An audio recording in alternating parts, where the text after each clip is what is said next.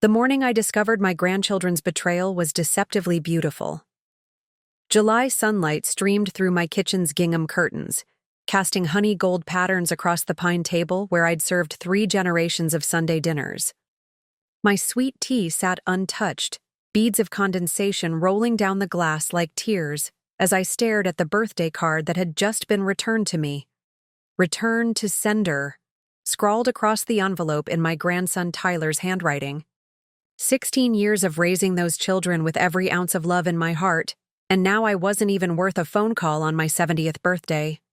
Before we jump back in, tell us where you're tuning in from, and if this story touches you, make sure you're subscribed, because tomorrow I've saved something extra special for you. My name is Eleanor May Sutton, though everyone in Magnolia Springs, Georgia calls me Miss Ellie. Up until 3 years ago, I thought I knew what the golden years of my life would look like.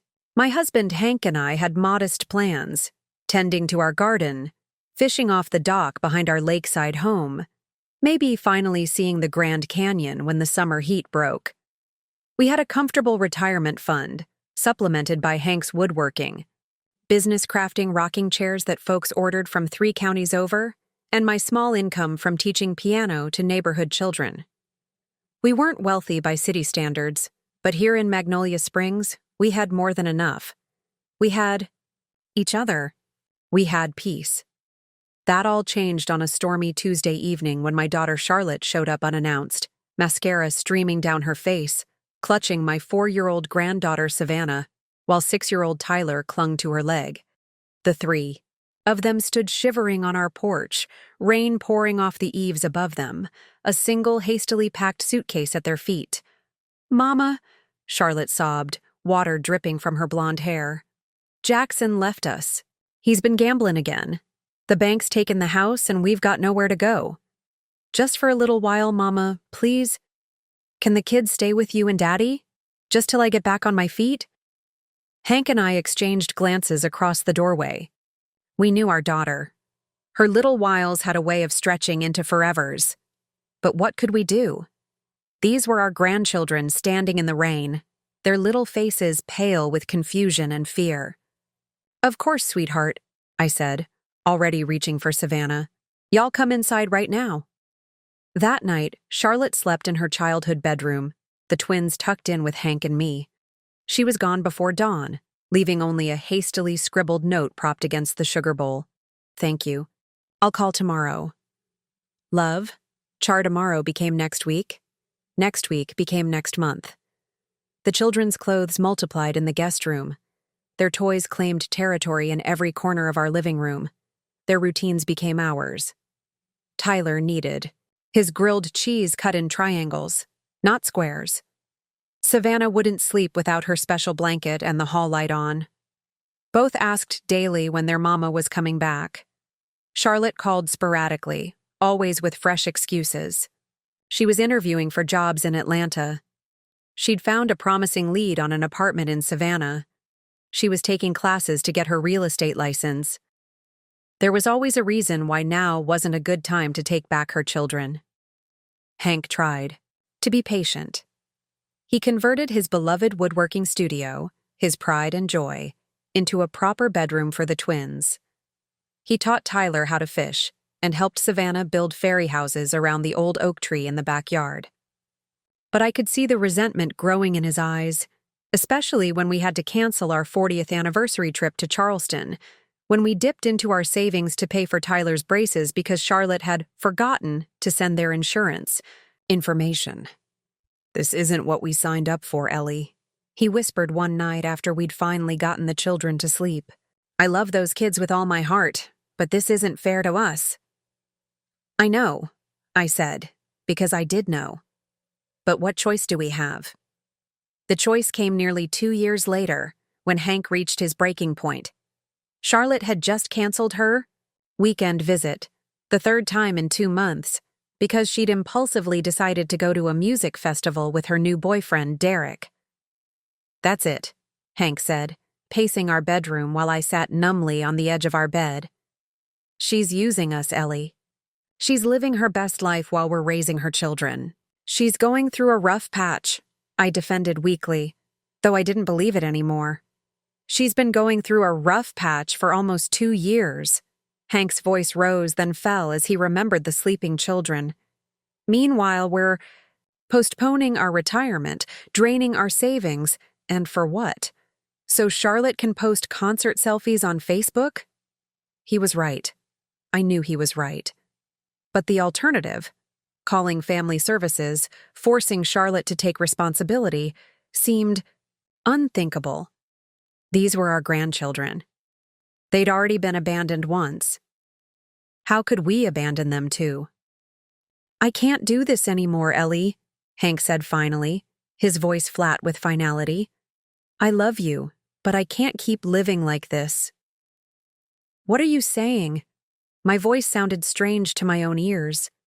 I'm saying I need some time away, to think, to breathe. I thought he meant a weekend, maybe a week at his fishing buddy's cabin up at Lake Oconee. I didn't realize he was packing for good until I saw him filling his old army duffel bag. You're leaving? Just like that? My hands shook as I watched him fold his favorite flannel shirt, the red one I'd given him for Christmas 2 years before. Not forever, he said, not meeting my eyes. Just until we figure this out. Until I give up the kids, you mean? The words hung between us, heavy with accusation. He didn't deny it. Call me when Charlotte steps up. The front door closed behind him with a soft click that belied the devastation it caused. I sat alone in our bedroom, now just my bedroom, and tried to figure out how I was going to tell Tyler and Savannah that Pawpaw had left too. I didn't know then that this was just the beginning of my heartbreak. I couldn't have imagined how those same grandchildren I sacrificed everything for would one day cut me out of their lives completely, or what it would take to bring them back. And I certainly never guessed that the answer lay in the very ground. Beneath our feet, in a secret Hank and I had kept for decades about the true ownership of the home that had sheltered 3 generations of our family. That first year alone with the children was the hardest of my life. I had to take on extra piano students to make ends meet. I sold my grandmother's silver tea service, the one she'd carried from Charleston during the Depression, to pay for Savannah's speech therapy. I learned to fix leaky faucets and kill palmetto bugs because Hank wasn't there to do it anymore. Charlotte's visits became even less frequent. Derek, the new boyfriend, stopped coming altogether. On the rare occasions when Charlotte did show up, she brought expensive toys but no practical help. She'd spend a few hours playing the role of fun mama, then leave again, promising to return soon, promises the children learned not to believe. When people at church asked about Hank, I made vague references to a trial separation. When they asked about Charlotte, I said she was very involved from a distance, a phrase that grew more bitter on my tongue with each passing month. But as hard as that time was, something unexpected happened during those years. The children and I became a team. Tyler started helping with dinner, standing on a stool beside me as we shelled peas together. Savannah, who had once been so shy, began reciting poems she'd written, performing them proudly on our front porch for the neighborhood kids. We created new traditions: Sunday morning biscuits and gravy, Friday night board games, summer evenings catching lightning bugs in mason jars. We weren't the family I had expected to have in my 60s, but we were a family nonetheless. By year 3, Hank had moved to his sister's place over in Alabama. We spoke occasionally, stilted conversations that danced around the elephant in the room. He sent birthday and Christmas gifts to the children. He asked if Charlotte had figured things out yet. He never asked if he could come home, and I never asked him to. Charlotte and Jackson officially divorced in year 4.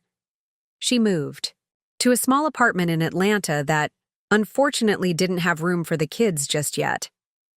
Jackson disappeared entirely, surfacing only through sporadic child support payments that barely covered Tyler's science camp fees. By year 5, we had settled into a routine. I was no longer waiting for Charlotte to take the children back. I was no longer hoping Hank would return. I was simply living the life I had, teaching piano during the day, helping with homework in the evenings, tucking my grandchildren into bed each night. Then everything changed again. Preparing and narrating this story took us a lot of time, so if you are enjoying it, subscribe to our channel. It means a lot to us. Now back to the story. It started with Charlotte showing up for the twins' 10th birthday on time, with reasonable gifts, and staying for the entire party. Then she came for dinner the following weekend, and the weekend after that. "You seem different," I observed cautiously after the children had gone to bed. We were sitting at my kitchen table, the same table where Hank and I had once planned our retirement trips. Charlotte twisted her hands in her lap. "I met someone," she admitted. "His name is Marcus. He's different from Jackson. Stable. Kind." I nodded, afraid to hope. "He has 2 children from his previous marriage," she continued. "They're with him every other week. He's a really good daddy, Mama." "That's nice," I said neutrally, having learned long ago not to expect anything from my daughter. "He asked me to marry him." My eyes widened. "That's fast." Charlotte laughed, a flash of her old defensiveness returning. "We've been dating for 8 months. I just didn't tell you because, well, you know." Because she knew I'd judge her for dating while her children lived with me. Because she knew I'd ask uncomfortable questions about her priorities. Because somewhere deep down, she knew she'd failed as a mother. "Congratulations," I said. Because, what else could I say? "There's more," Charlotte said, her voice brightening. "Marcus bought a house, a big one in Wakefield Estates. 4 bedrooms, a yard. It's perfect, Mama." I felt a cold trickle of understanding begin to form. "Perfect for all of us," she said, her eyes shining with excitement I hadn't seen in years. "For me and Marcus and his kids, and for Tyler and Savannah, of course." The world seemed to pause for a moment as I processed what she was saying. After 16 years of being a mother to these children, 16 years of science projects and doctor's appointments and nightmares and first lost teeth, Charlotte was casually announcing she was ready to take them back. Not because she'd finally grown up enough to handle parenting, but because she'd found a man who could do it for her. "The children have school here," I said carefully. "Friends, routines." "Wakefield has amazing schools," Charlotte countered. "Much better than here, honestly. And kids adapt quickly." "Tyler still needs consistency. His therapist says, 'We'll find him a new therapist.' Marcus knows someone, actually. His younger sister is on the spectrum." She had an answer for everything, as if she'd rehearsed this conversation. Perhaps she had. "When are you thinking of doing this?" I asked, struggling to keep my voice even. "Well, Marcus and I are getting married in May. We thought the kids could move in right after that.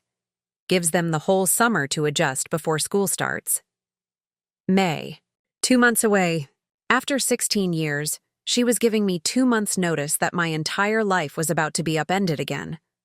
"Have you discussed this with the children?" I asked. Charlotte shifted uncomfortably. "I thought we could tell them together this weekend." "Maybe," I nodded mechanically, thoughts whirling. Of course the children should be with their mother. Of course that was the natural order of things. I had always known this arrangement was temporary, hadn't I? Hadn't I told myself that from the beginning? But after 16 years, could anything really be considered temporary? "There's one more thing," Charlotte said, reaching for her purse. "Marcus and I have been talking, and we're worried about you." "Me?" I almost laughed. "Why? You've been alone for so long, Mama. This big house all by yourself. It's too much for one person to manage." "I've been managing fine," I said, a defensive edge creeping into my voice. "Still, we've been looking into some options for you." She pulled out a glossy brochure and slid it across the table. "Magnolia Meadows Senior Living. It's really nice, Mama. Independent apartments, but they have activities, transportation, a dining room if you don't feel like cooking. No more worrying about yard work or repairs. I stared at the brochure with its photos of smiling silver-haired people playing cards and doing water aerobics. You want to put me in a retirement home? It's not a retirement home, Charlotte said quickly. It's an active adult community, and it would free you up to finally live your life again. You've sacrificed so much for us. Us. As if she had been part of the daily struggle.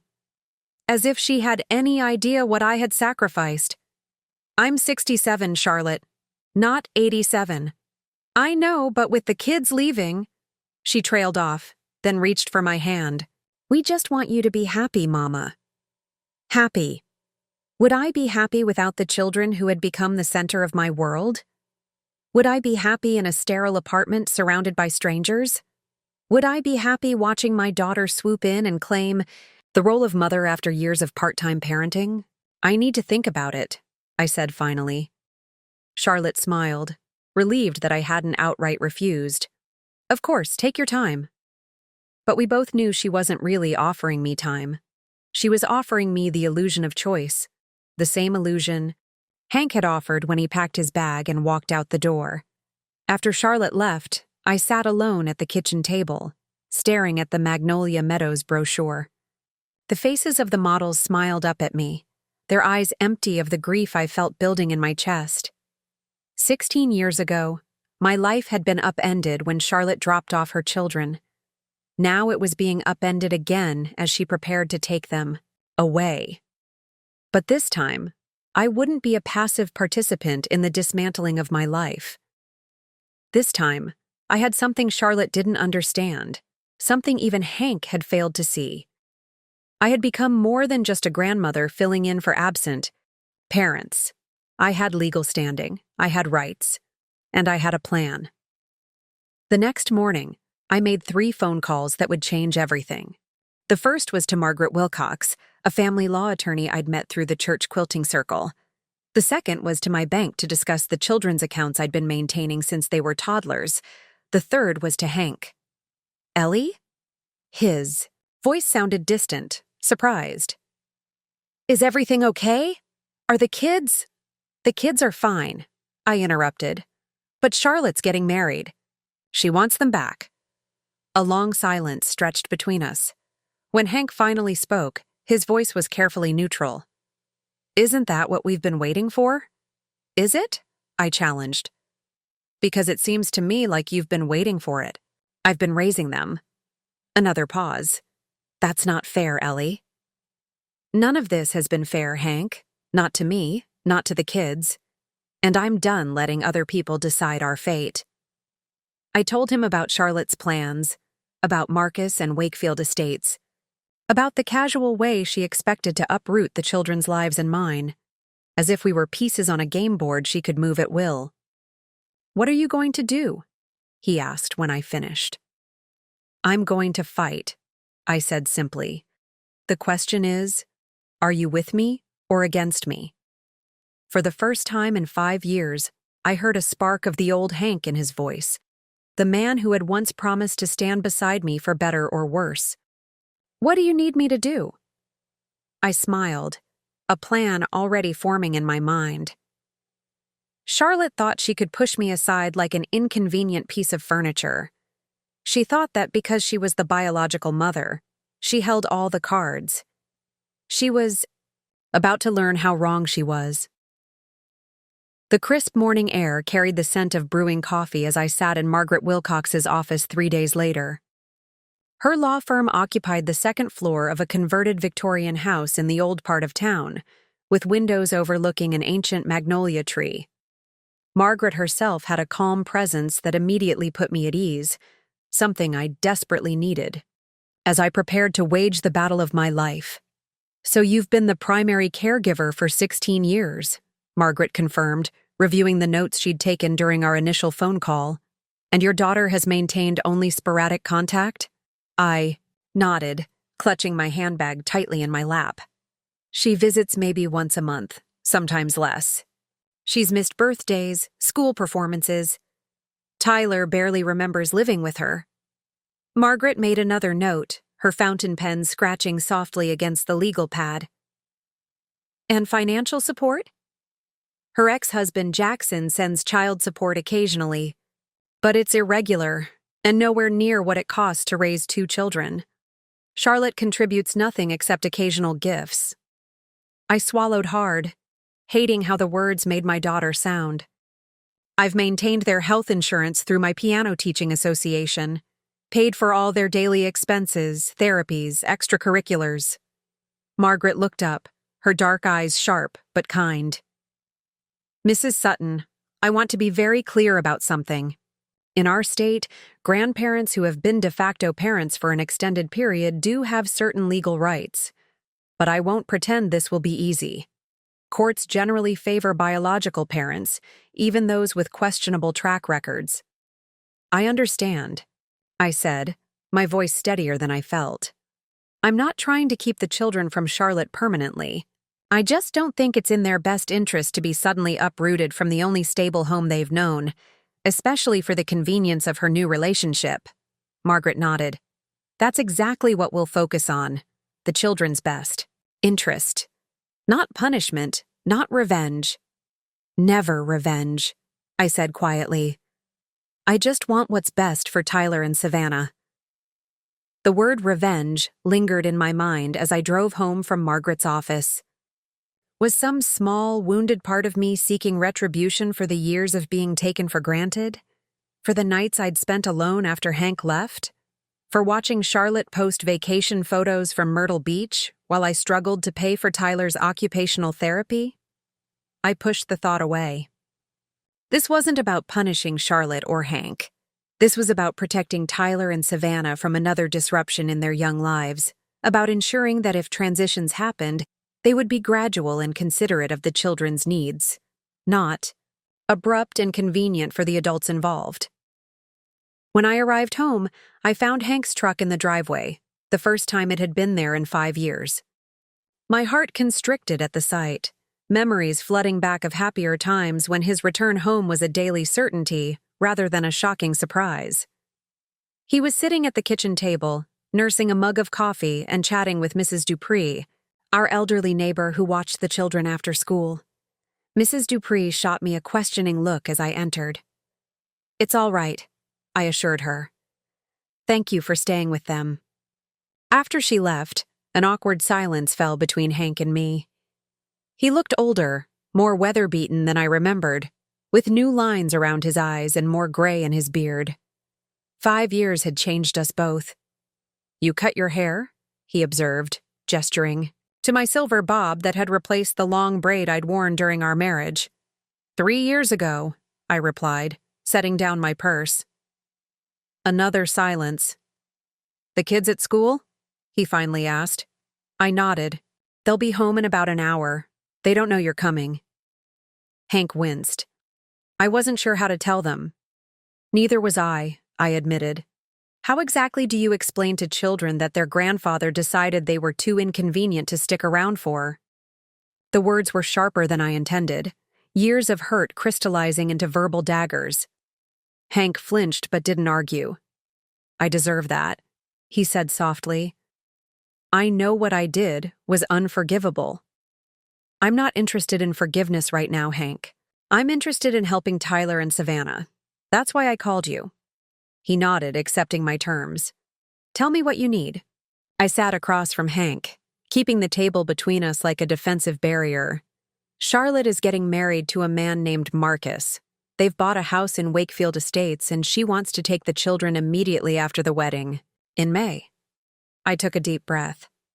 She also thinks I should sell this house and move into a senior living community. Hank's jaw tightened. After everything you've done? Exactly, I cut him off. But indignation won't help us. I've spoken to a family law attorney. She thinks we have grounds for a formal grandparent visitation arrangement, possibly even shared custody given the length of time the children have been with me. Us, Hank corrected quietly. Given the length of time they've been with us. I raised an eyebrow. You left, Hank. You don't get to claim credit for these past 5 years. He looked down at his coffee mug. You're right. I'm sorry. I continued, keeping my voice businesslike to mask the turmoil beneath. Margaret, my attorney, Says our case would be stronger with both grandparents involved. She needs to know if you're willing to be part of this. Of course I am, Hank said immediately. Whatever you need. I studied his face, searching for signs of the man who had walked out when things got difficult. This won't be easy. Charlotte will fight back. It will get messy and painful. If you're going to bail again when it gets tough, I won't, he interrupted, reaching across the table as if to take my hand, then thinking better of it. Ellie, I know I don't deserve your trust, but I want to make this right. For you, for the kids, for us. If there's any chance of that. I ignored the last part. There's something else you should know. I've been keeping records. Every visit Charlotte missed. Every school event she skipped. Every time she canceled. At the last minute. I have a log of every penny I've spent on the children that she and Jackson should have covered. Statements from teachers, pediatricians, their therapists. Hank's eyes widened slightly. You've been planning for this? I shook my head. Not consciously, no. I started keeping records for tax purposes for insurance claims. But somewhere along the line, I think I knew this day might come. That Charlotte might suddenly decide she wanted to play mother again on her terms, with no regard for what the children need. Hank was quiet for a moment, processing. Then he smiled, a small, sad smile that nonetheless reminded me of the man I had once built a life with. You always were the smart one, he said softly. The sound of the front door opening interrupted whatever I might have replied. Footsteps thundered down the hallway. Tyler always ran everywhere despite my constant reminders to walk inside. And then the kitchen erupted in chaos. "Papa!" Tyler shouted, launching himself at Hank with such force that he nearly knocked over the chair. Savannah stood frozen in the doorway, her violin case clutched in front of her like a shield, eyes wide with disbelief. At 12, she remembered the day Hank left more clearly than Tyler did. She remembered the promises he'd made to visit often, promises that had gradually faded into birthday cards and occasional phone calls. "Hi, Savvy," Hank said softly, using his old nickname for her while still holding Tyler in a bear hug. "You're back," she said, her voice small and uncertain. Not a question, not an exclamation of joy, just a flat statement wrapped in layers of complication. "Just visiting for now," I interjected, not wanting the children to have false hopes. "Papa and I have some things to discuss." Savannah's perceptive gaze shifted between us, already sensing that something significant was happening. "Is it about Mom wanting us to move?" My heart sank. "How did you know about that?" Savannah shrugged, trying to appear nonchalant, though her white-knuckled grip on the violin case betrayed her tension. "She called me yesterday, said she has a surprise for us this weekend." I exchanged a glance with Hank, a wordless communication that flowed between us despite the years apart.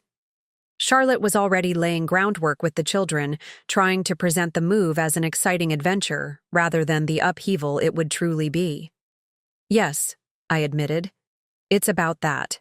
But right now, why don't you two get started on homework? We'll talk more at dinner." Tyler groaned, but released his grandfather. "But Papa just got here." "And he'll be here through dinner," I assured him. "Homework first? Then you can tell him all about your science project." After the children, reluctantly, retreated to the dining room table with their backpacks, Hank turned to me, his expression troubled. "She's already talking to Savannah about moving without discussing it with you first." I nodded grimly. "That's Charlotte. She's always preferred to create situations where others have to adapt to her decisions, rather than having difficult conversations up front." "She gets that from me," Hank admitted with a grimace. I didn't contradict him. That evening, after a dinner filled with Tyler's excited chatter and Savannah's cautious questions about Hank's life in Alabama, we settled in the living room. I made hot chocolate, our traditional family beverage for serious conversations, and we gathered the children close. "We need to talk about some changes that might be happening," I began carefully. Mom wants us to live with her and Marcus, Savannah stated matter-of-factly, always one step ahead. Tyler looked up in surprise. What? But we live here with me, Ma. I took a deep breath. Your mom is getting married and she and Marcus have a new house with room for both of you? She would like you to go live with them after the wedding. But what about you? Tyler's face scrunched in confusion. Would you come too? No, sweetheart. I would stay here. Then I don't want to go, Tyler declared immediately, pressing himself against my side. Savannah remained quiet, her analytical mind working through the implications. Would we ever see you? She finally asked. Of course, I assured her, though, in truth, I wasn't certain how much access Charlotte would allow if she got her way. But there would be changes, new schools, new routines. What about violin? Savannah's voice betrayed her first hint of real concern. Mrs. Abernathy says I'm almost ready for the youth symphony auditions in September. I'm sure there are music teachers in Wakefield, Hank said gently. Savannah's eyes narrowed. But they don't know me. Mrs. Abernathy has been teaching me for 3 years. The conversation continued with Tyler growing increasingly agitated and Savannah retreating into the analytical stillness that was her way of processing difficult emotions. Hank and I tried to present the situation as neutrally as possible, not wanting to put the children in the middle of adult conflicts. But their reactions confirmed what I already knew. This abrupt change would be traumatic for them both. After they went to bed, Hank and I sat in the kitchen, the ghost of our former marriage hanging between us like an unacknowledged guest. They're not ready, he said simply. I nodded. No, they're not. Tyler especially. Any disruption to his routine sets him back for weeks. And Savannah? She seems so mature sometimes that it's easy to forget she's still just a child. So, what's the next step? I leaned back in my chair, suddenly exhausted. Margaret is filing for an emergency temporary order to prevent Charlotte from removing the children from their current environment until a formal hearing can be arranged. It won't stop things permanently, but it buys us time. Hank grimaced.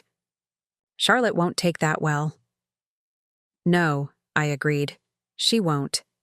But there was something I hadn't told Hank yet, something I hadn't told anyone.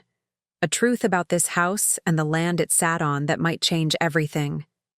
A secret that Hank and I had kept for over 40 years, thinking it would never matter. Now it might be the only thing that could save us all. I looked at Hank across the kitchen table, wondering if I should tell him now or wait. The secret wasn't just mine, it was ours. But once revealed, it would change our relationship with Charlotte forever. There's something else, I began hesitantly. But before I could continue, the phone rang. It was nearly 10 o'clock, too late for casual calls. With a sense of foreboding, I reached for the receiver. Charlotte's voice came through, tight with anger. Mom, Marcus's lawyer just called. Did you seriously file a court order against me? And just like that, the battle lines were drawn. I was right. Charlotte didn't take it well. The following weekend, she arrived with Marcus to tell the children about their exciting new adventure. Though I'd warned her about the temporary order, she had dismissed it as just a misunderstanding. What she hadn't expected was our united front. Hank had moved into a nearby extended-stay motel and was present when they arrived. We've set up the most beautiful rooms for you, she gushed, showing photos on her phone. Savannah? Yours has a window seat like you've always wanted. And Tyler, Marcus built you a special shelf for your Lego creations. The children glanced at me uncertainly. That sounds lovely, I said carefully. But we need to discuss a transition plan. Margaret has advised. Charlotte's expression hardened. I still can't believe you involved a lawyer, Mama. This is a family matter. Exactly, Hank interjected firmly. And as family, as the grandparents who have raised these children for 16 years, we have concerns about an abrupt change. Marcus, who seemed increasingly uncomfortable, finally spoke. Maybe we should all sit down together with the lawyer, figure out what's best for the kids. Charlotte shot him a betrayed look. What's best is for them to be with their mother. Their mother who has visited 12 times in the past year? I countered. The conversation deteriorated from there, with Charlotte growing increasingly defensive and the children retreating to escape the tension. Only Marcus seemed willing to consider compromise, suggesting a gradual transition rather than an immediate move. After they left, Charlotte storming out with Marcus following apologetically, Hank and I sat amidst the emotional wreckage. That could have gone better, he observed wryly. I couldn't help the small laugh that escaped me. You think? At least Marcus seems reasonable, Hank noted. He might actually be good for her. And for the children, if it comes to that. When it comes to that, Hank corrected gently. Charlotte is their mother. Eventually they will likely live with her at least part-time. What we're fighting for is a voice in how that happens. I sighed, knowing he was right. I know. They're my whole world now, Hank. What am I supposed to do when they're gone? Hank hesitated, then reached across the table to take my hand. Maybe you could consider letting me come home. The weeks that followed were a blur of legal consultations and tense phone calls. Margaret advised us to focus on documenting the children's current routines and support systems. We gathered letters from teachers, reports from Tyler's therapist, and evidence of their community integration through Savannah's orchestra and Tyler's robotics club. Meanwhile, Charlotte escalated her campaign to win the children's enthusiasm with weekend trips to amusement parks and shopping sprees for their new bedrooms. One evening, I found Savannah sitting alone on the porch swing, staring at the twilight garden. May I join you? I asked. She nodded, making room.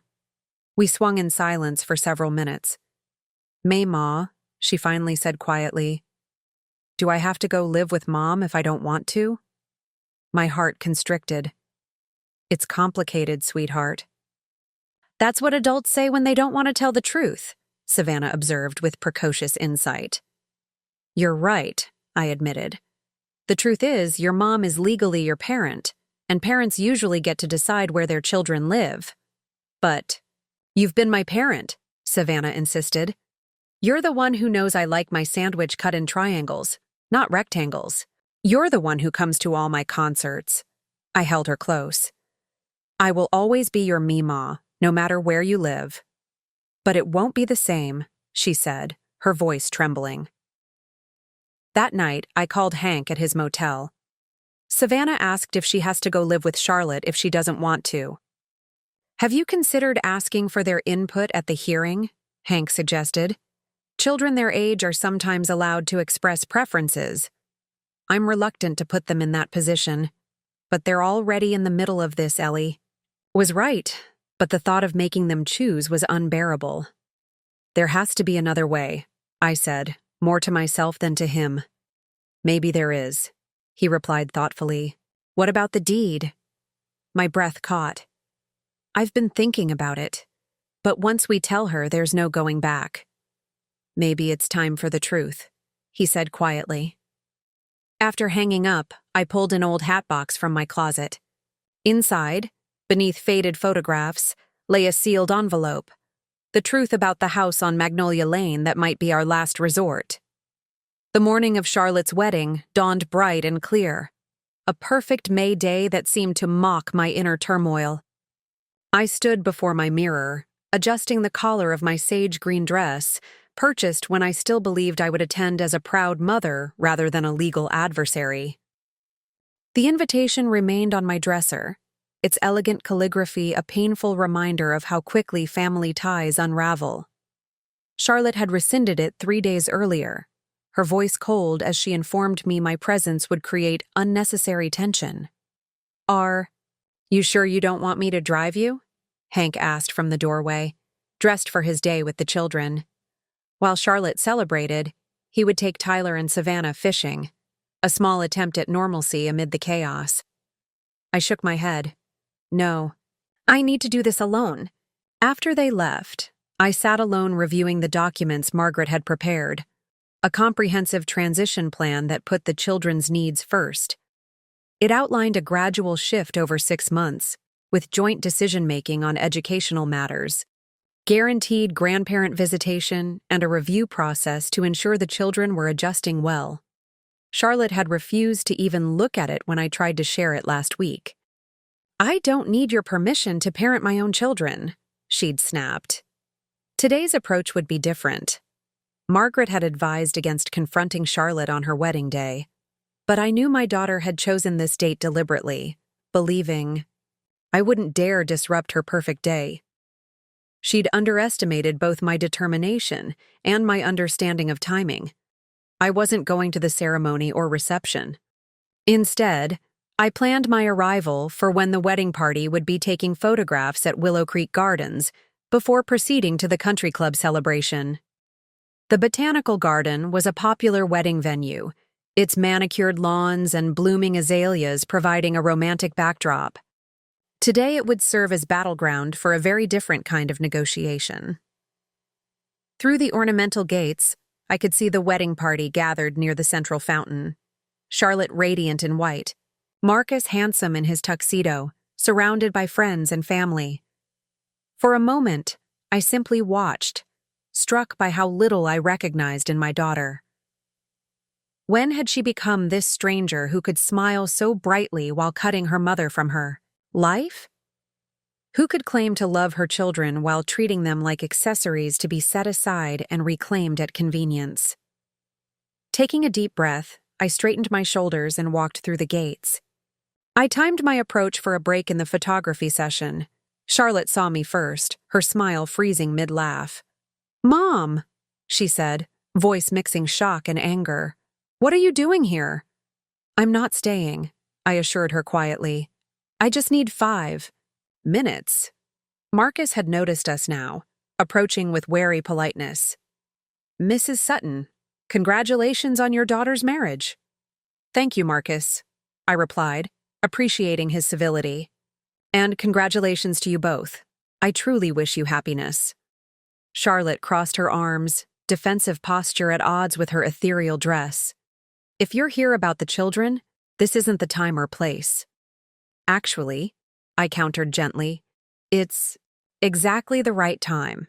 Today you're celebrating a new beginning. I'm here because I want that to succeed, for your sake and Tyler and Savannah's." Something in my tone registered, because Charlotte's expression shifted slightly from hostility to reluctant curiosity. I opened my portfolio, removing the transition plan. "This is a proposal for how we could work together to help the children adjust. It's based on recommendations from family therapists who specialize in blended families." Charlotte didn't take the document, but Marcus reached for it with interest. "Charlotte," I continued, "we both want what's best for Tyler and Savannah. I'm asking you to consider that after 16 years in my home, an abrupt change would be traumatic for them." "They're resilient," she countered, though with less conviction. "Children adapt, they do. But why force them to adapt overnight when we could make this transition gradual? Tyler especially struggles with change." Marcus looked up from the document. "This actually makes sense, Char. It addresses your mom's concerns but gives us primary custody by the end." Charlotte shot him a betrayed look. "You're taking her side?" "There are no sides here," I interjected. "Just adults who want the children to thrive." "Why the change of heart?" Charlotte demanded. "Last month you were filing legal motions to prevent me from taking them at all." "That's not what the motion said. It prevented any immediate change until a proper transition plan could be established. This is that plan." "And if we agree, you'll drop the legal proceedings?" "Yes. My only goal has been to ensure the children's well-being during this transition." "What's the catch?" she pressed suspiciously. I met her gaze directly. "I need you to recognize what you're asking of me. For 16 years, those children have been my life. I've been there for every nightmare, every triumph. I'm not just their grandmother. I've been their mother in all ways that matter day to day." Charlotte flinched at the word mother, but for the first time, something like understanding flickered in her eyes. "I never meant to hurt you, Mama," she said quietly. "I just finally have my life together. I can finally be the mother they deserve." "I know," I said sincerely. "That's wonderful. They need you. But they need consistency too." A wedding coordinator approached nervously. "Mrs. Harmon, the photographer is ready for the final portraits." Charlotte nodded but didn't move immediately. Instead, she handed the document to Marcus. "We'll discuss this tomorrow," she told me neutrally. After the wedding. It wasn't a yes, but it wasn't a no. It was an opening, a small crack in her wall of opposition. "Thank you," I said, stepping back. "That's all I'm asking for, a discussion." As I turned to leave, Charlotte called after me. "Mama, the kids made cards for us. For the wedding. They asked if you would be here." "They can call me tonight," I offered. "Before bed, if you'd like." Charlotte nodded before turning back to her wedding party. It wasn't reconciliation. It wasn't even agreement. But it was communication. The first genuine exchange we'd had in months. As I walked back to my car, the weight in my chest felt marginally lighter. Hank was sitting on the porch when I returned home, a fishing rod propped against the railing beside him. "How did it go?" he asked, helping me up the steps. "She's going to read the proposal," I reported, settling into the swing beside him. "Marcus seems on board. I think he's been pushing for something more reasonable behind the scenes." Hank nodded, relieved. "That's a good sign. How was fishing?" "Tyler caught 3 bluegill. You should have seen his face, Ellie. Like he'd just won the Olympics.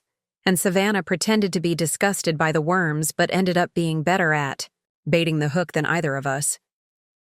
The image warmed me, reminding me of similar outings with Charlotte when she was small. The circular nature of generations, the ways we repeat patterns without realizing it.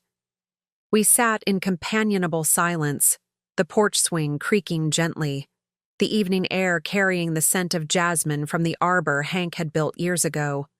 It felt almost normal, dangerously close to the domesticity we'd lost. "I've been thinking," Hank said finally, "about what happens next." I tensed. "What do you mean?" "If Charlotte agrees to the transition plan, the children will eventually be living with her full-time, and you'll be here in this big house alone." I bristled. "I'm perfectly capable of living independently, Hank." "That's not what I meant," he clarified hastily. "I know you can take care of yourself. What I'm trying to say is that maybe you don't have to be alone."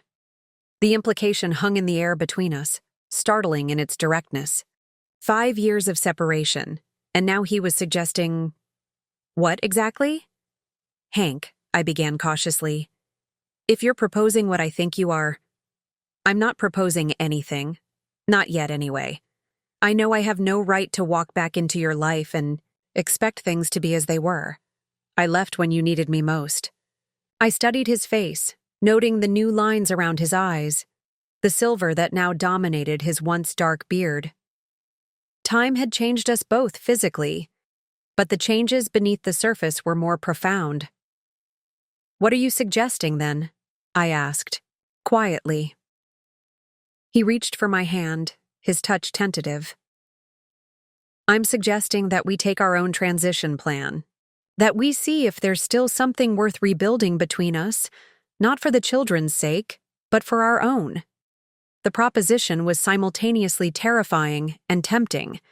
To reopen that door meant risking pain I'd spent 5 years learning to live with.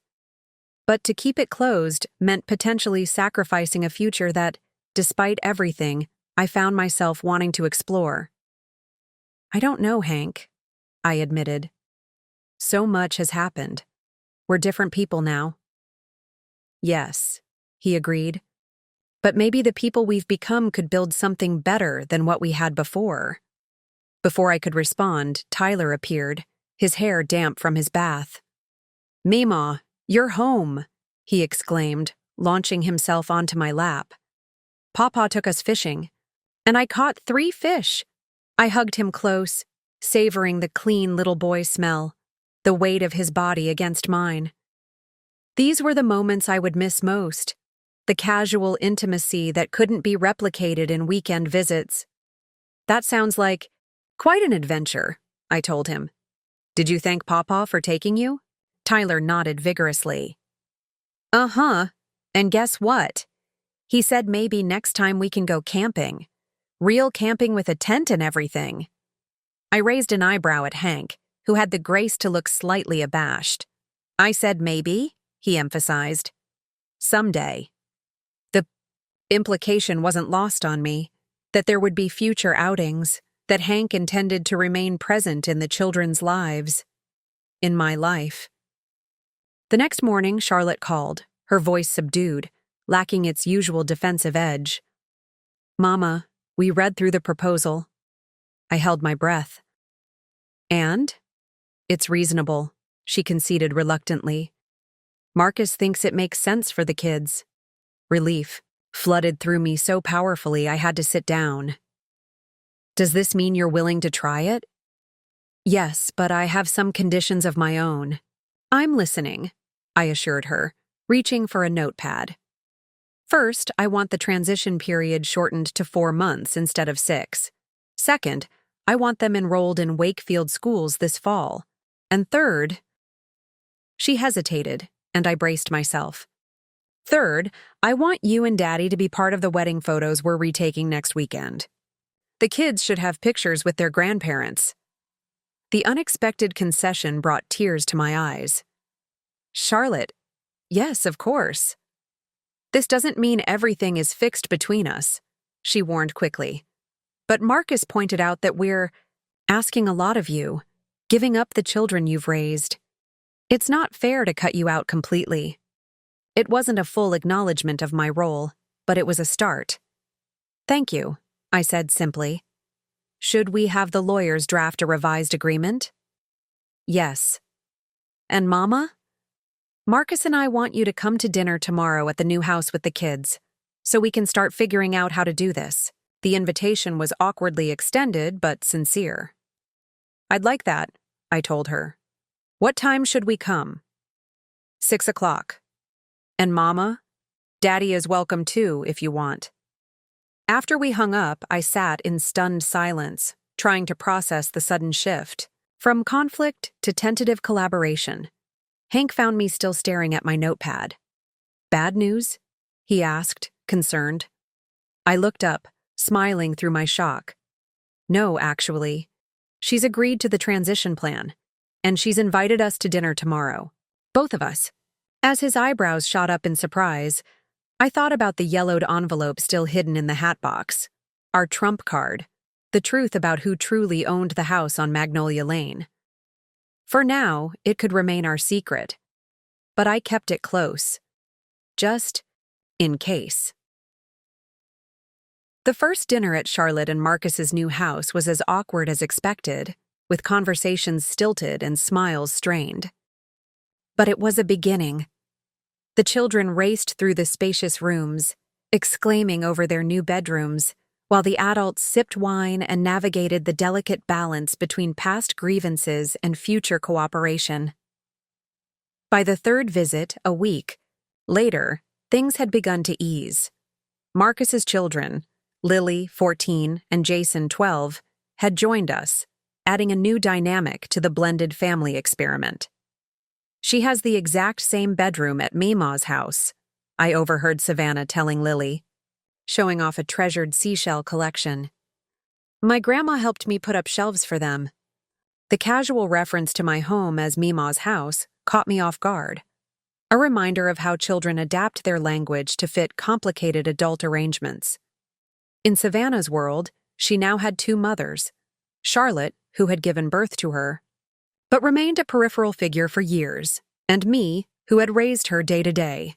The distinction wasn't something we'd discussed explicitly, but it hung in the air whenever Charlotte and I were together, an invisible current of tension beneath our careful civility. According to the transition plan, now formally signed by all parties and filed with the court, The children would spend 3 weekends per month at Charlotte and Marcus's for the first 8 weeks, then move to alternating weeks between households for another 8 weeks. By the 4-month mark, they would be living primarily with Charlotte and Marcus, spending every other weekend and 1 weeknight dinner with me. The schedule looked neat and reasonable on paper. Living it was messier.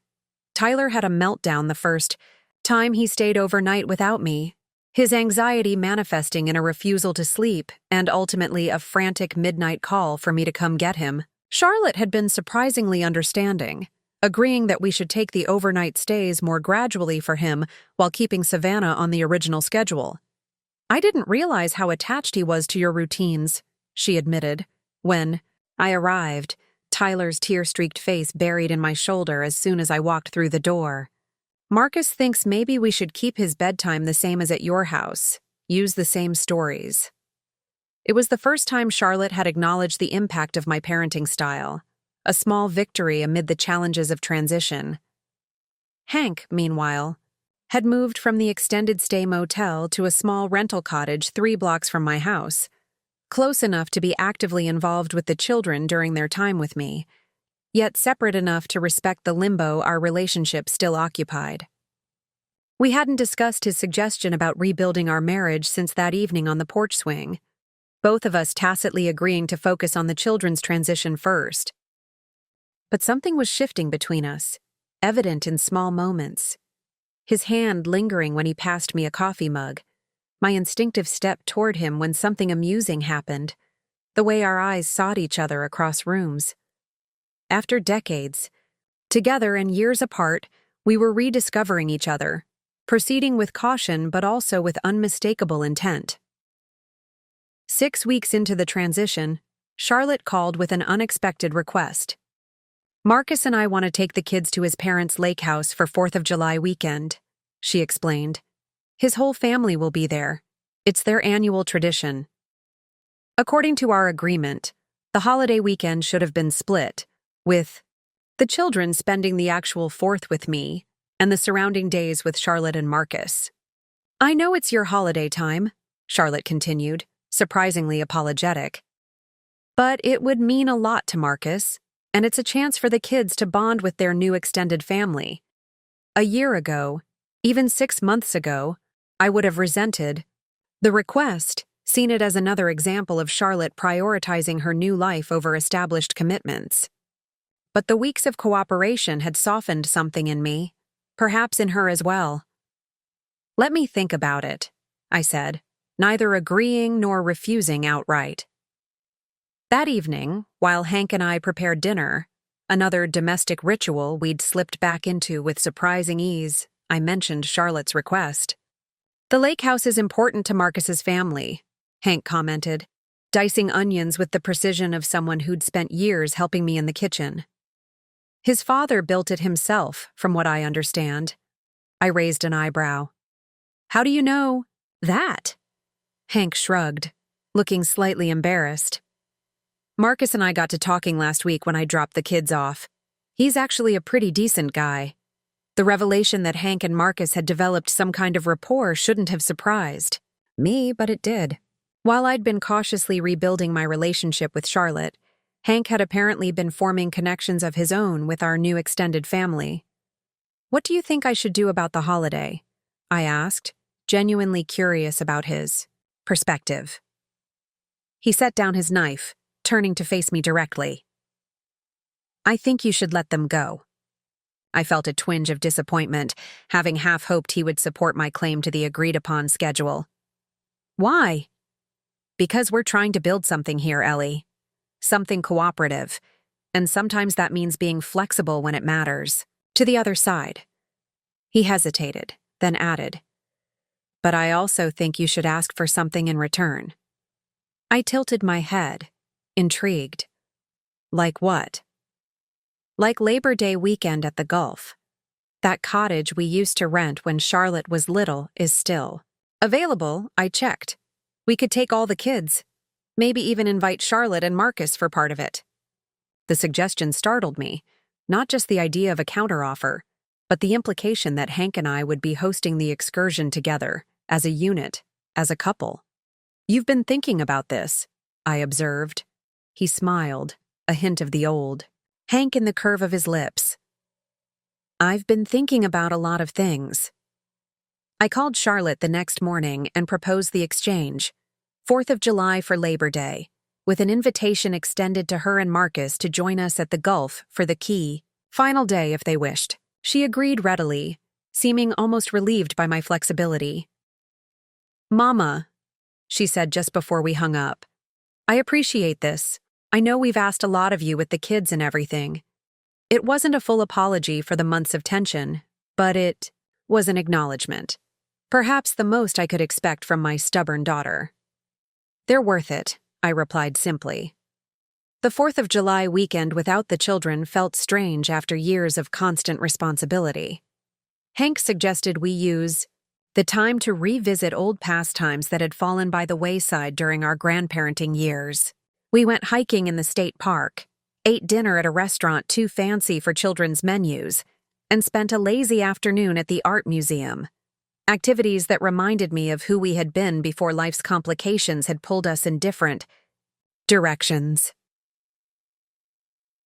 On the evening of the 4th itself, we drove up to Overlook Point to watch fireworks, bringing a picnic and a bottle of wine like we had in the early years of our marriage. As dusk fell and the first colorful explosions lit the sky, Hank reached for my hand. I've missed this, he said quietly. Not just the fireworks. Us. The simple statement hung between us, more significant than any grand declaration might have been. I squeezed his hand, acknowledging the truth in his words without needing to respond verbally. Some understandings transcend the necessity of speech. Later, as we walked from the car to my front porch, or perhaps it was our front porch, again the distinction blurring with each passing day, Hank paused at the steps. Ellie, he began, an uncharacteristic hesitation in his voice. I've been thinking about what comes next for us. I felt my pulse quicken, a flutter of anticipation mixed with lingering caution. And what have you concluded? That I would like? To come home, he said simply. Not just to help with the children during the transition. Not temporarily. Home for good, if you'll have me. Despite the weeks of increasing closeness, the explicit request caught me off guard. To have him back in my daily life, in my home, in my bed, it was both deeply desired and terrifying. The memory of his departure still lived in me, a scar that might always remain sensitive to touch. Hank, I began, not even sure myself what would follow. He shook his head gently. You don't need to answer tonight. I know I hurt you when I left. I know trust doesn't return overnight. But I want you to know that I'm certain about this. About us. I've never been more certain of anything. The declaration hung in the warm summer air, weighty with significance. 5 years ago, I would have welcomed him back without hesitation, grateful simply for his return. Now, older and perhaps wiser, I recognized the need for clarity before commitment. Why now? I asked. Is it because of the children? Because of the changes with Charlotte? He considered the question seriously, taking time to formulate his response. Another change from the Hank who had left, who had often reacted impulsively, in emotional moments. Those are factors, he admitted honestly. Seeing you stand up to Charlotte, watching you fight for what's right even when it was difficult, it reminded me of the strength I've always admired in you. And yes, wanting to be there for the children is part of it too. He stepped closer, close enough that I could smell the familiar cedar scent of his aftershave. But mostly, Ellie, it's because these months together have shown me what I threw away. The partnership we had, the life we built. I was a fool to walk away from that. I don't expect you to forget that I did, but I'm hoping you might be willing to build something new with me now. It was perhaps the most direct, emotionally honest statement Hank had ever made in 41 years of knowing each other. The man who had left would have made sweeping promises, grand gestures. This Hank offered something more valuable: truth, acknowledgement, and the patience to wait for my decision. "I need time," I told him. Not a rejection, but a request for space, to consider what reconciliation would truly mean. He nodded, unsurprised. "Take all the time you need. I'm not going anywhere this time." What happened next unfolded over the next 3 years, a period of transition, rebuilding, and ultimately, profound loss. The children adjusted to their new living arrangement better than any of us expected. The gradual nature of the transition allowed them to adapt incrementally, comforted by the continued involvement of all the adults in their lives. By Labor Day, as promised, we took the children to the Gulf Coast cottage. Savannah and Tyler built sandcastles with Hank while I prepared lunch on the screened porch, the salt air mingling with the scent of fresh lemonade. When Charlotte and Marcus joined us for the final day, bringing Lily and Jason along, there was an unexpected ease to our interactions, as if the neutral territory of the beach allowed us all to shed the tensions that had defined our relationships. For months, I watched Hank teaching all 4 children how to dig for sand crabs, his patience and gentleness evident even from a distance. Charlotte noticed my gaze. "You two seem good together," she observed as we arranged platters of fruit on the weathered picnic table. "We're working on it," I replied simply. She nodded, her fingers tracing the edge of the platter. "I owe you both an apology, you know, for how I handled all of this." The words, offered without prompting, caught me by surprise. "Charlotte, no, please let me say this." She set down the knife she'd been using to slice watermelon. "I dropped my kids on your doorstep and then disappeared for years. I let you raise them, let you sacrifice everything. And then I just expected to waltz back in and take over when it suited me. I didn't consider what that would do to you or to them." Her candor left me momentarily speechless. "What changed?" I finally asked. "Marcus, partly," she admitted. "He helped me see how selfish I've been. And watching you fight for the kids, not fighting against me, but fighting for what they needed, it made me realize what real parenting looks like." I reached across the table to squeeze her hand, emotions too complex for words lodging in my throat. "We're all learning," I managed finally. 2 weeks later, Hank moved back into the house on Magnolia Lane. Tyler helped carry his suitcases, chattering excitedly about having Pawpaw home again. Savannah was more reserved, watching with careful eyes as Hank unpacked his books and placed them back on the shelves that had stood empty in his absence. "Are you staying for real this time?" she asked him directly that evening, her young face serious in the lamplight. "Yes, Savvy," he answered, matching her gravity. "I'm not going anywhere." She studied him for a long moment, then nodded once. "Good, because Meemaw was sad for a long time after you left." The transition of the children to Charlotte's home continued according to the modified plan. By mid-September, they were spending 5 nights a week at Wakefield Estates, returning to us for weekends. By November, they were fully moved, visiting every other weekend and Wednesday evenings. The house felt emptier without their daily presence, but not as hollow as I had feared. Hank and I established new routines, rediscovering pleasures that had been set aside during our years of crisis parenting: evening walks, community theater, weekend antiquing trips. We relearned each other, finding that the people we had become after separation fit together differently, but perhaps more honestly than before. In January, I finally showed him the contents of the yellowed envelope. "I think we should update our will," I said one evening as we sat by the fireplace, rain tapping against the windows. "With the children's situation settled, it's time to put our affairs in order." Hank looked up from his book, reading glasses perched on the end of his nose. "That makes sense. Do you want to call Margaret?" "First, there's something you should see." I retrieved the envelope from its hiding place and handed it to him. "Do you remember this?" He frowned at the faded document, then his eyes widened in recognition. The deed. I'd almost forgotten. I haven't, I said quietly. Hank carefully unfolded the brittle paper, revealing a property deed dated 1979, the year we'd purchased the house on Magnolia Lane. But unlike most deeds, this one contained an unusual provision. Upon the death of both Eleanor and Henry Sutton, ownership would transfer not to their daughter Charlotte, but directly to any grandchildren born of her union. "Your father's idea?" Hank murmured, running his finger over the legal language. "He always did believe in skipping generations for inheritance, said it prevented wasteful middle management." I smiled faintly at the memory of my practical, forward thinking father. He also knew Charlotte even then, knew her tendency to leap before looking.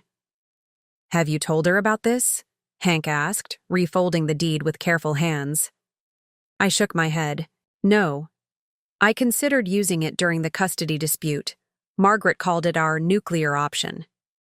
If Charlotte knew the house would never be hers to sell, that it was designated for the children from the beginning, it might have changed her calculations about moving them. But you didn't use it. It felt too manipulative, too much like using the children's inheritance as a bargaining chip. And things were resolving without it. I paused, weighing my next words carefully. But I think we should tell them now, all of them. Charlotte, Marcus, the children. No more secrets, Hank agreed. And the following Sunday, we hosted a family dinner to share the news. Charlotte's reaction surprised me. Not anger or resentment, but thoughtful consideration. "So the kids will inherit this place no matter what?" she clarified, glancing around the living room where she'd grown up. "Yes," I confirmed. "It's been in trust for them since before they were born. Daddy set it up that way to ensure family continuity." A slow smile spread across her face. "That's actually perfect. I've always loved this house, but knowing it's secure for Tyler and Savannah, that feels right." The twins, now 13, absorbed the news with the mixed curiosity and indifference of young teenagers. Property inheritance wasn't particularly exciting compared to their immediate concerns of friends, school, and activities. But the seed was planted. The knowledge that the house on Magnolia Lane would one day be theirs. A permanent anchor, regardless of life's changes. For the next 2 years, our blended family found a rhythm that worked surprisingly well. The children thrived in their new school, making friends and becoming involved in activities. Charlotte grew into her role as a daily mother, with Marcus providing steady support. Hank and I settled into our new chapter, enjoying the freedom of periodic grandparenting, without the constant responsibility we'd shouldered for so long. We traveled some, finally seeing the Grand Canyon at sunrise as we'd once planned, but always returned gratefully to the house on Magnolia Lane, where weekend visits from the children filled the rooms with noise and life before subsiding again into comfortable quiet. Then, 3 weeks after the twins' 16th birthday, everything changed. The envelope arrived without warning. My birthday card to Savannah, returned unopened. Scrawled across the front in unfamiliar handwriting were the words, "Return to sender." Stared at it in disbelief, my morning coffee cooling beside me. I hadn't missed sending a birthday card to either child in 16 years. Not during the custody dispute, not during the transition, not once. With shaking hands, I dialed Charlotte's number. It went straight to voicemail. I tried Savannah's cell phone next. Same result. Finally, I called Marcus at his office. "Mrs. Sutton," he answered, his voice unnaturally formal. "I was expecting your call." "What's going on, Marcus? Why was my card returned?" A long silence, then a heavy sigh. "I think you should speak with Charlotte about this. I'm trying to, but she's not answering. Please, Marcus. These are my grandchildren." "I know," he said, discomfort evident in his tone. "And for what it's worth, I think this whole thing is misguided. But Charlotte is, well, she's upset about some things. The kids have been asking questions about the past, about why she left them with you for so long. I think she's embarrassed, defensive. So she's cutting us off. The realization struck like a physical blow. Without even discussing it? Not forever, Marcus said quickly. Just, she wants some space. To establish her own relationship with them without competing influences. Competing influences, I repeated numbly. You mean me and Hank? They're grandparents. The people who raised them. Marcus had no adequate response. That night, when Hank returned from his woodworking class at the community college, I showed him the returned card. She's blocked my number, I told him, voice hollow. Both our numbers, I imagine, and the children's phones too. Hank's face darkened with an anger I hadn't seen in years. She can't do this. We have a legal agreement, which expired when they turned 15. I reminded him wearily. Margaret warned us we should have extended it, but things were going so well. I didn't think we needed formal visitation rights anymore. This isn't right, Ellie. Those children are as much ours as hers. More in some ways. I nodded, tears finally breaking through the shock that had sustained me all day. I know, but what can we do? Force them to see us? Drive to Wakefield and make a scene at their house? That would only make things worse. For the next month, we tried everything. Letters that came back unopened, messages through mutual friends that went unanswered, even an attempt to see the children at school events that ended with Charlotte ushering them away before we could approach. It was as if 16 years of love and care had been erased with the stroke of a pen, our role in the children's lives, reduced to an embarrassing footnote that Charlotte preferred to forget. Then came the final blow. There's a for sale sign in front of Charlotte's house, our neighbor Mrs. Dupree reported one morning, bringing over a coffee cake and concern in equal measure. My daughter lives 2 streets over in Wakefield. Said they're moving to Arizona, Marcus. Got some big promotion. They leave at the end of the month. Arizona. Across the country. Without a word to us. Something inside me broke that day. Not just my heart, but the careful restraint I'd maintained throughout years of Charlotte's selfish decisions. The restraint that had kept me from using the one piece of information that might have prevented this final, ultimate betrayal. It's time, I told Hank that evening, my voice calm despite the storm raging within. We're telling them about the house. Hank and I didn't need to discuss our approach for long. After weeks of being shut out, of watching Charlotte systematically erase us from the children's lives, we were done with gentle tactics.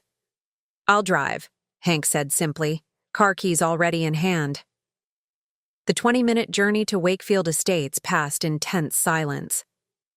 I clutched the leather portfolio containing both the original deed and certified copies. The for sale sign stood stark against the manicured lawn of Charlotte's Tudor-style home, a under-contract banner already slashed across it. They really were leaving, without a word, without a goodbye. Hank parked directly in the driveway, blocking Marcus's SUV. No more tiptoeing, he muttered, striding toward the front door with determination. Charlotte answered his insistent knocking, her expression shifting from annoyed to shocked. Daddy? Mama? What are you— We need to talk, Hank interrupted firmly. All of us, now. Charlotte glanced nervously behind her. This isn't a good time. We're packing and— For Arizona, I finished. Yes, we heard. Funny how news travels in every direction except to us. Before she could respond, Tyler appeared in the hallway. Papa? Mima? What are you doing here? Despite everything, joy surged at the sight of him. So grown now, almost a man but with the same open expression.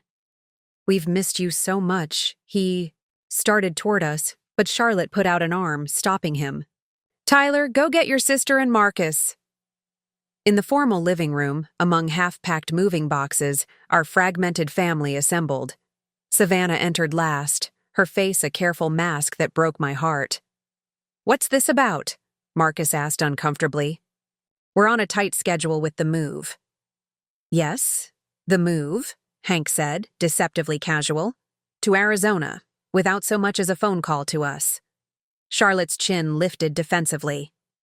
"We're not obligated to consult you about our family decisions." "Your family," I repeated bitterly. "When you needed us to raise your children for 16 years, they were our family too. But now that you have a new life, we're just disposable?" "Mama, that's not fair." "Fair?" I laughed without humor.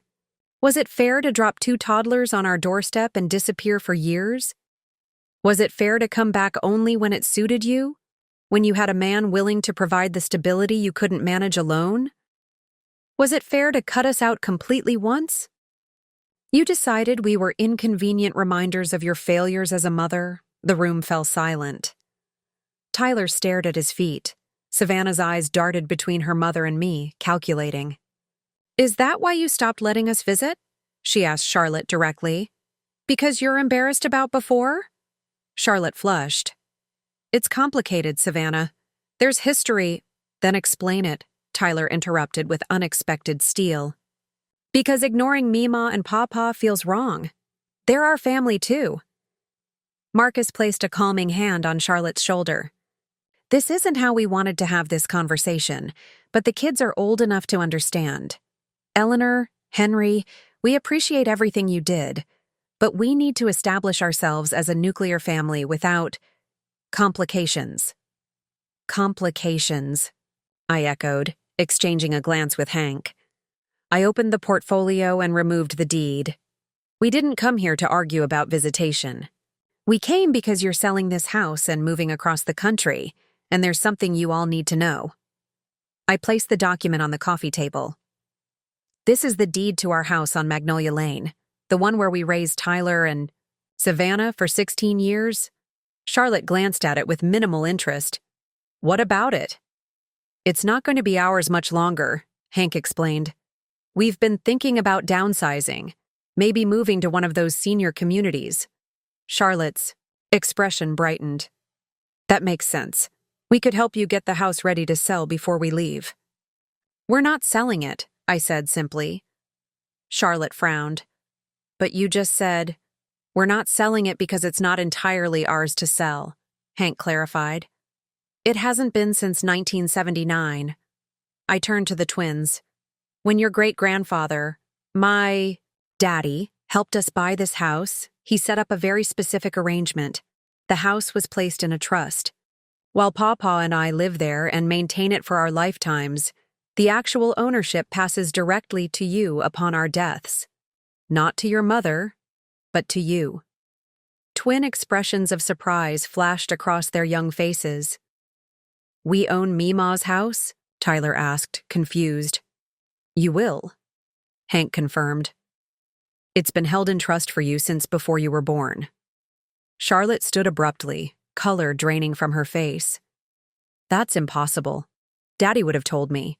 "He did tell you," I said gently. "When you were 18. You were more interested in your dorm decoration plans than estate planning." Savannah reached for the document before Charlotte could, her eyes scanning the legal language. "This is real? Legally binding?" Marcus examined the deed over her shoulder. "It appears to be." "Charlotte, did you know about this?" "No. At least, not really." Charlotte sank back onto the sofa. "I never thought." She looked up at us, sudden understanding, dawning. "You could have used this during the custody dispute. That might have changed everything." "Yes," I acknowledged simply. "It might have, but you didn't."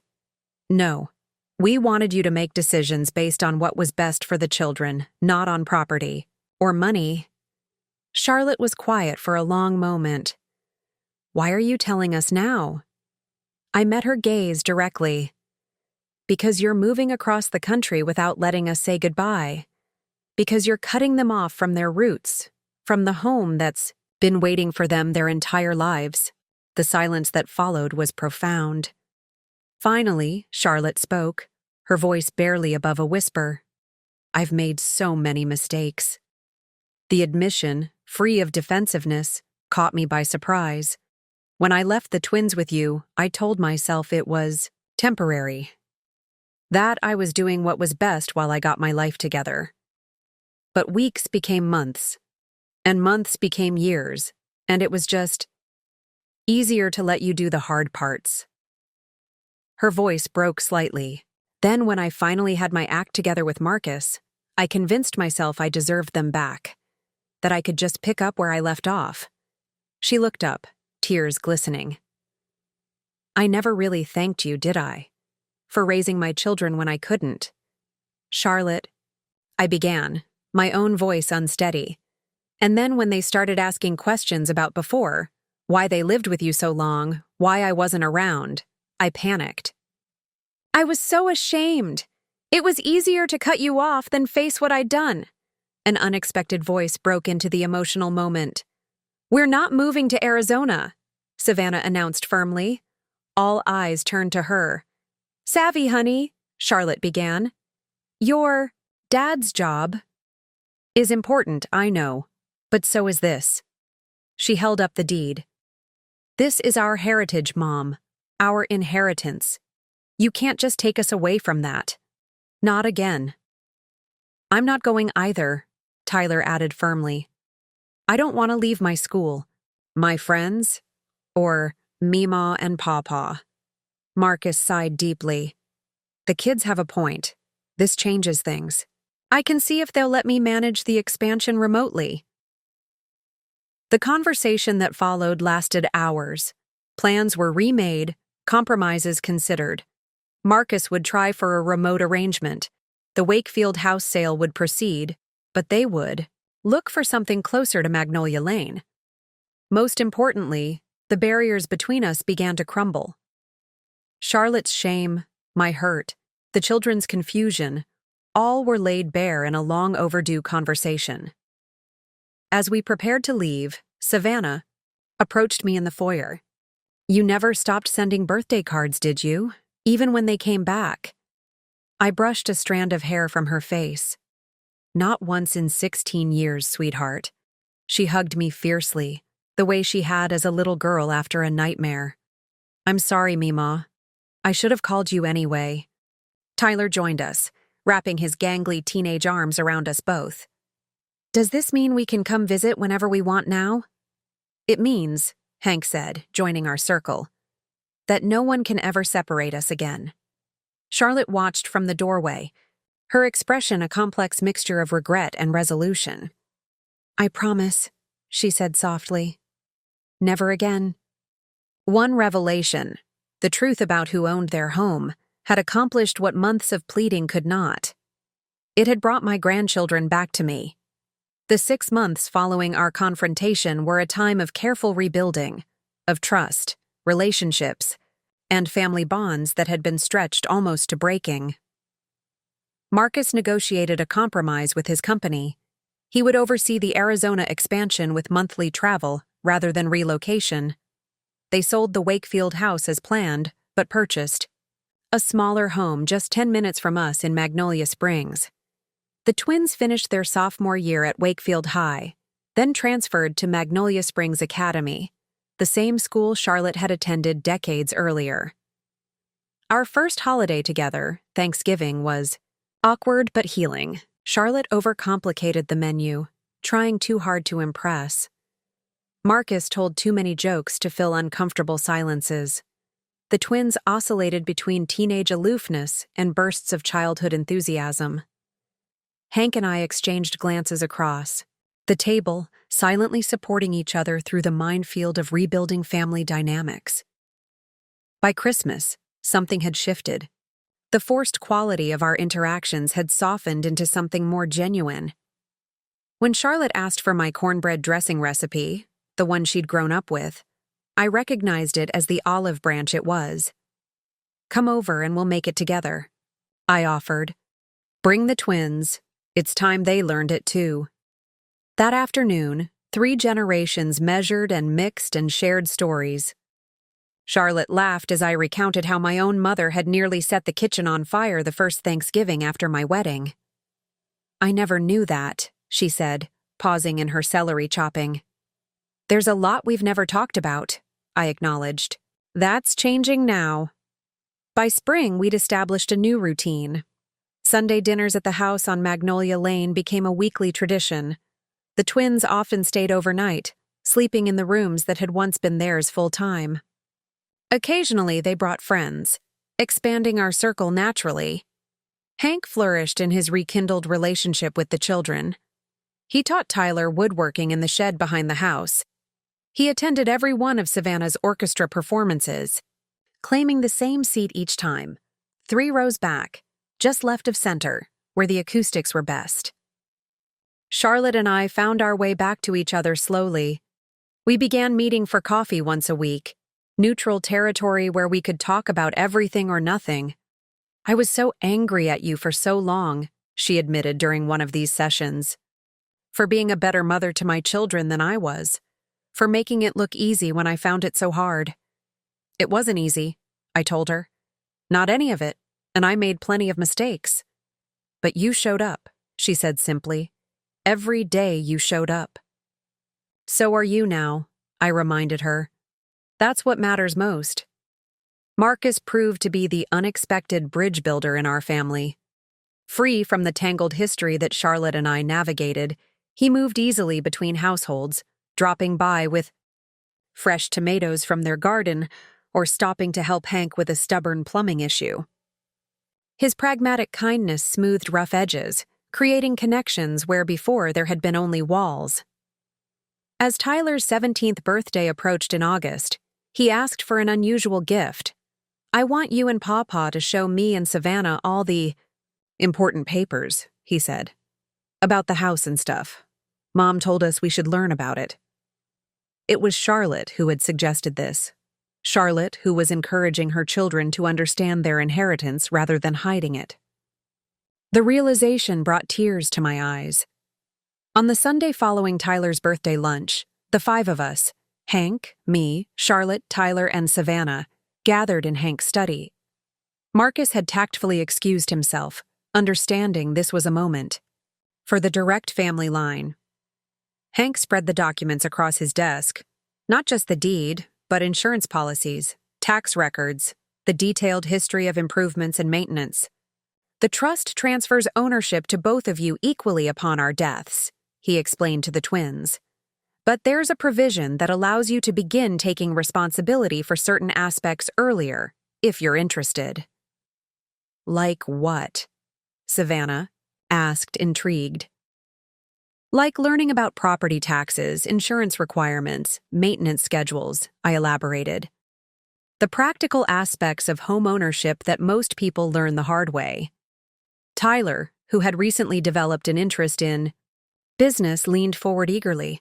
Could I help with the budget for that? Like figuring out how much to set aside each month for repairs?